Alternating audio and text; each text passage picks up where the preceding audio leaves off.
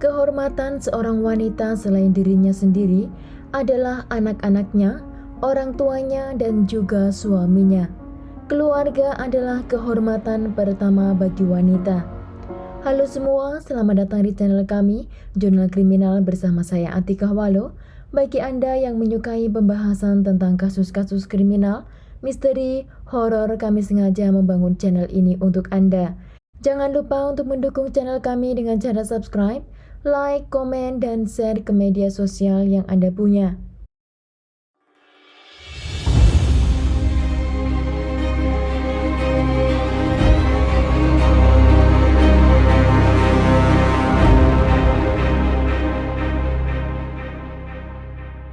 Kasus kali ini adalah seorang wanita yang rela mengorbankan dirinya kepada seorang predator demi menjaga nama baik keluarganya. Tetapi ingat, kesabaran ada batasnya. Seorang wanita di negara Turki mengambil langkah yang tidak akan pernah terbayangkan di kepala kita. Wanita yang bernama Nevin Yildirim, dia telah menikah dan memiliki 2 orang anak yang berumur 8 tahun dan 6 tahun. Dia adalah seorang wanita yang bekerja di sebuah pertanian. Dia memiliki supervisor di tempat kerjanya, yaitu seorang laki-laki yang bernama Nuruddin Gider yang berumur 35 tahun, dan dia adalah sepupu dari suami Nevin. Nuruddin juga memiliki keluarga dan juga memiliki 2 orang anak. Tetapi kehidupan Nuruddin lebih baik daripada kehidupan Nevin, dan mereka masih terbilang sanak keluarga. Mereka semua tinggal di sebuah desa yang bernama Yelvak di provinsi Isparta. Kasus ini bermula pada tahun 2010, di mana Nevin bekerja di sebuah pertanian buah bit merah dan Nuruddin sebagai supervisor di tempat itu. Nuruddin selalu mendekati Nevin dan selalu membantunya dalam bekerja. Suatu hari, Nevin merasa risih dengan kehadiran Nuruddin dan berkata kepadanya agar tidak mendekatinya, karena dia takut jika seseorang akan berprasangka buruk dan berpikir yang bukan-bukan. Nevin juga berkata bahwa mereka telah memiliki keluarga masing-masing dan hidup di pedesaan. Dia takut jika terjadi kesalahpahaman. Nuruddin menjawab sambil mengancam kepada Nevin, "Kamu diam saja, karena saya akan bilang kepada orang-orang di kampung jika saya pernah tidur bersamamu. Dan saya pastikan semua orang akan percaya padaku dan namamu akan penuh dengan kehinaan." Setelah hari itu, Nuruddin sering menelpon Nevin dengan berkata bahwa dia suka padanya dan dia ingin bersamanya dan juga tidur di rumahnya. Nevin di bawah ancaman Nuruddin hingga pada tanggal 12 Januari tahun 2012, di mana suami Nevin mendapat pekerjaan di luar kota. Di sanalah Nevin tinggal dengan kedua anaknya. Sebenarnya Nevin tinggal di dalam rumah 2 lantai, di mana lantai bawah adalah rumah mertuanya. Dan Nevin tinggal di lantai 2, tetapi tempat itu sepertinya apartemen, di mana keduanya memiliki pintu masuk yang berbeda. Setelah suami Nevin pergi, beberapa hari kemudian Nuruddin tiba-tiba mengetok pintu rumahnya pada malam hari, dengan keadaan sedang mabuk dan dia mengancam dengan senjata api. Ketika itu kedua anak Nevin sudah tertidur, dan Nuruddin mengatakan jika dia tidak menuruti apa maunya, dia akan melukai kedua anaknya. Nevin tahu jika dia melawan Nuruddin akan terjadi sesuatu kepada anak-anaknya, karena Nuruddin dikenal sebagai bad boy di kampung itu. Dan hari itu adalah hari pertama Nuruddin tidur dengan Nevin. Setelah hari itu, kehidupan Nevin berubah menjadi mimpi buruk, karena Nuruddin rutin mendatangi rumahnya selama suaminya tidak di sana. Hingga pernah terjadi ketika Nuruddin datang mengetok pintu rumahnya, dan saat itu dia dalam keadaan mabuk parah. Dan Nevin berusaha untuk berbicara dengannya agar dia meninggalkan rumahnya. Dan disitulah pertama kalinya Nuruddin datang tanpa melakukan hubungan.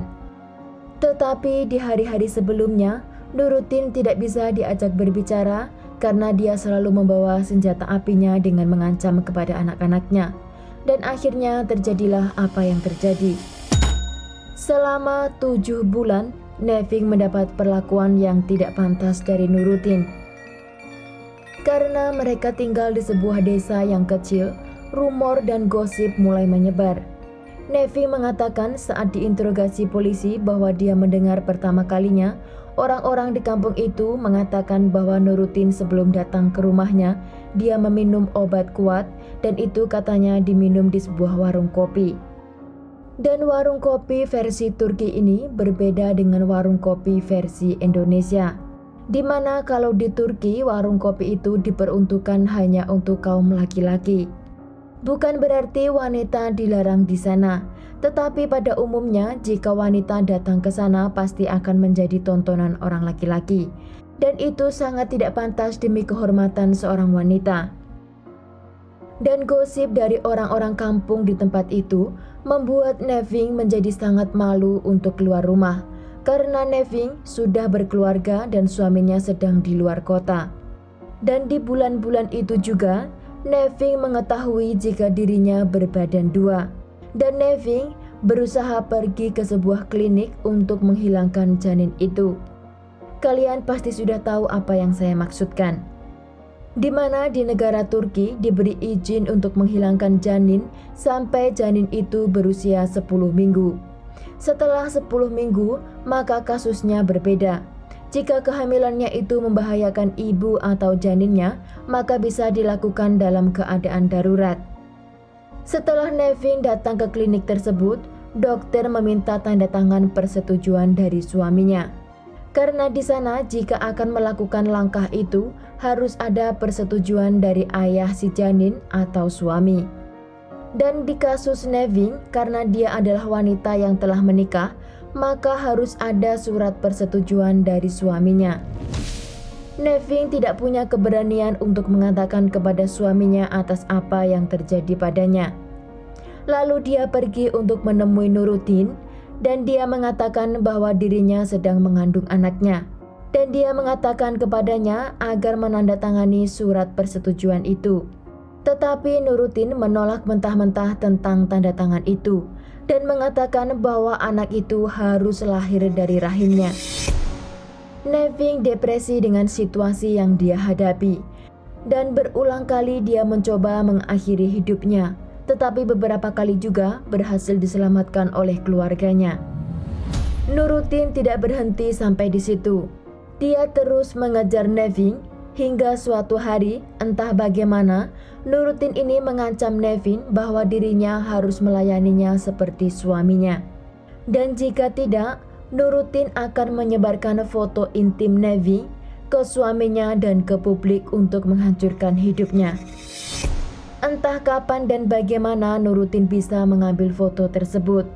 Tetapi Neving melihat foto itu setelah dia masuk ruang interogasi, di mana polisi menunjukkan kepadanya foto dirinya sedang tidur dengan anaknya dan terlihat bagian intimnya. Neving tidak tahu harus berbuat apa lagi. Dia rela membalas setiap SMS-nya dengan kata-kata manis dan romantis agar tidak menyakiti dan menodai kehormatan keluarganya. Dan Neving tidak tahu mimpi buruknya itu sampai kapan akan berakhir.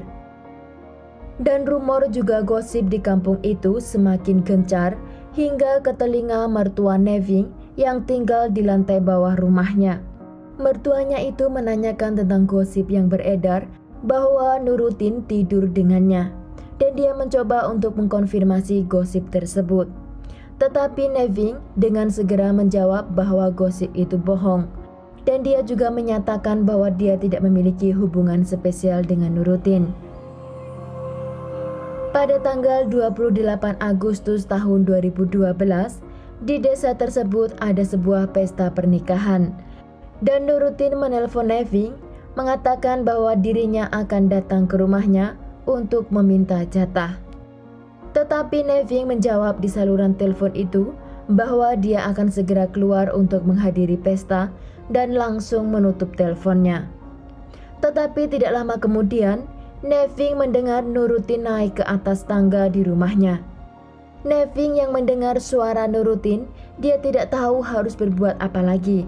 Karena kehamilannya semakin besar dan tidak mungkin bisa disembunyikan lagi, dan juga kehormatan keluarganya cepat atau lambat akan tercoreng. Dan di saat itu Neving memutuskan untuk pergi ke lantai bawah dan mengambil rifle milik mertuanya. Dan ketika Nurutin datang ke rumahnya, Neving segera menembaknya 2 kali mengenai pundaknya, dan Nurutin berusaha untuk melarikan diri. Tetapi kemudian Neving menembak lagi 2 kali tepat di burungnya dan sekali di daerah dagu. Setelah nyawa Nurutin keluar, Neving mengambil golok di dapur dan memotong bagian kepalanya. Lalu setelah itu, Neving dengan menenteng kepalanya predator itu, dia berjalan menuju warung kopi di mana Nurutin biasanya menggosip dan bermain di sana. Sesampainya di warung itu, Neving melemparkan kepala Nurutin sambil berteriak kepada semua laki-laki di sana dengan mengatakan, "Jangan kalian berani berkata di belakang saya dan mempermainkan kehormatan saya. Dan inilah kepala orang yang selalu mempermainkan kehormatan saya." Setelah dia melemparkan kepala Nurutin di warung kopi itu, lalu dia meninggalkan tempat tersebut dan pulang ke rumahnya. Sesampainya dia di rumah, dia duduk termenung di balkoni apartemen itu. Lalu anak perempuannya yang berumur 6 tahun menghampirinya dan menanyakan kepadanya kenapa tangannya penuh darah. Disitulah Neving tersadar sepenuhnya.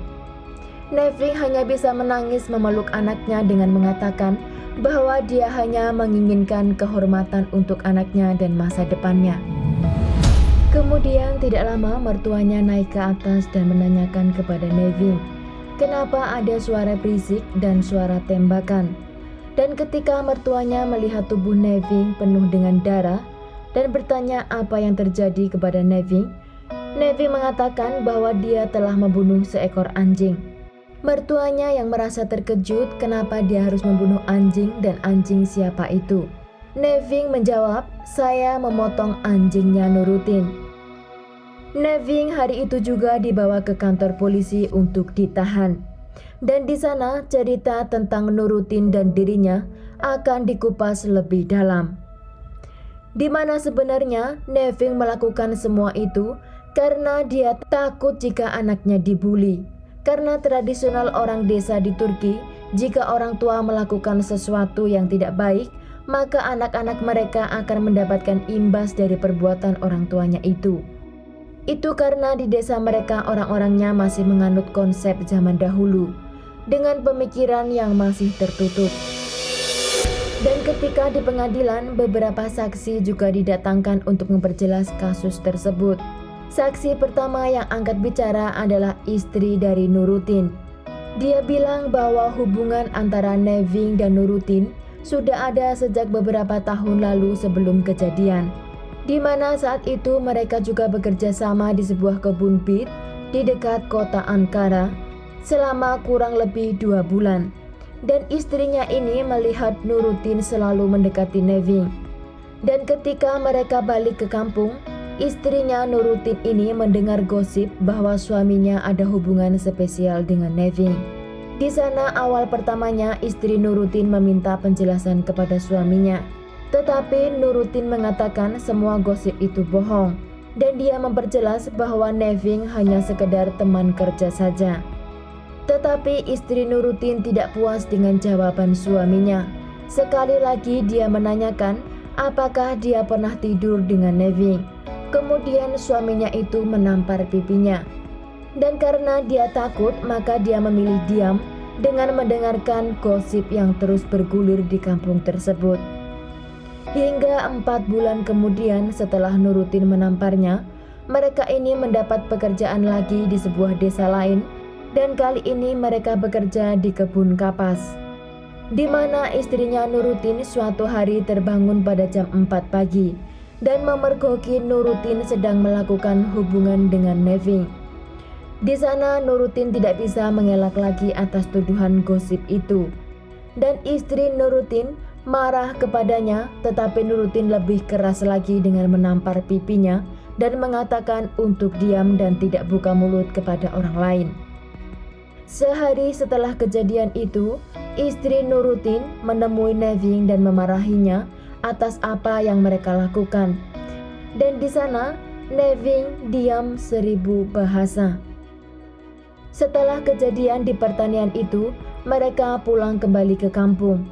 Dan di bulan April, Nurutin bertanya kepada istrinya, akankah dia menerima jika punya anak lagi? Istrinya mengatakan bahwa dia tidak mau punya anak lagi karena mereka telah memiliki 2 orang anak. Tetapi Nurutin menjelaskan jika anak itu bukan dari rahimnya, tetapi dari rahim Neving. Mendengar kabar itu, istrinya seketika menangis dan Nurutin mengatakan lagi bahwa dia tidak akan meninggalkannya karena dirinya dan Neving adalah wanita yang paling ia cinta. Sedikit informasi bahwa Turki dalam undang-undang negaranya tidak mengizinkan dalam bentuk apapun seorang laki-laki memiliki lebih dari 1 istri. Dan menurut istri Nurutin, hubungan antara Neving dan Nurutin itu sudah diketahui oleh keluarga besar Nurutin, termasuk kakak kandungnya dan ayahnya. Bahkan ayah dan kakaknya Nurutin ini sudah merencanakan kepada Nurutin sejak lama atas perlakuannya kepada Neving. Tetapi ada bukti lainnya yang dikoleksi oleh polisi dan para penyelidik bahwa sejak tahun 2010 sampai tahun 2012 mereka berdua melakukan percakapan di telepon, di mana pada tahun 2010 mereka melakukan percakapan selama 3 jam 41 menit.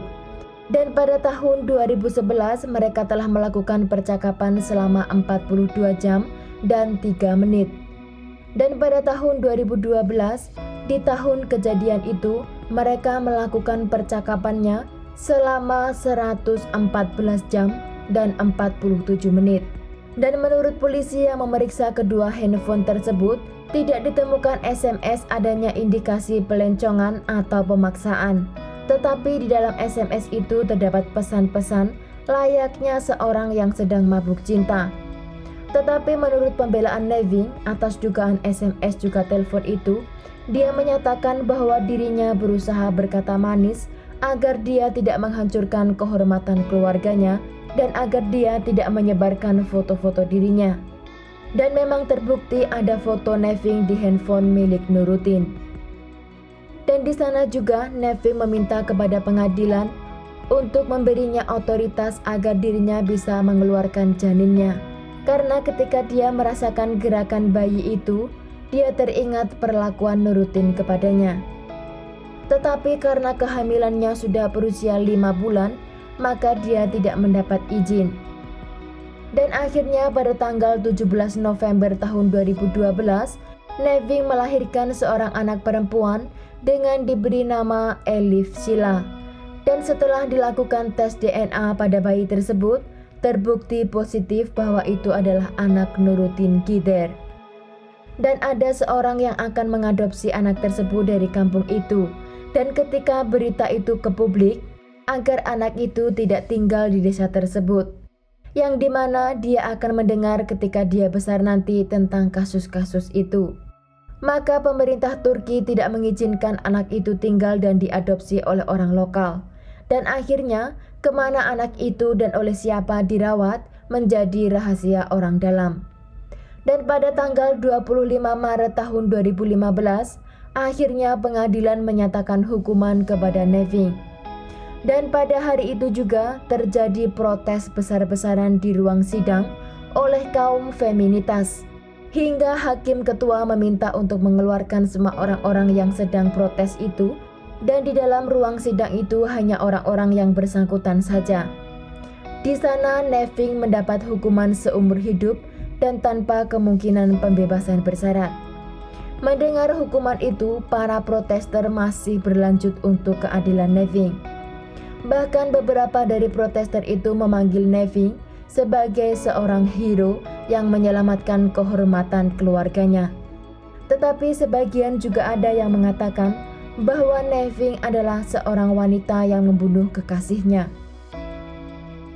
Sekian kasus hari ini, jangan lupa tinggalkan like dan komen.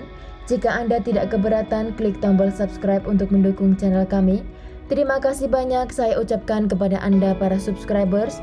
Sekian, sampai jumpa di kasus berikutnya.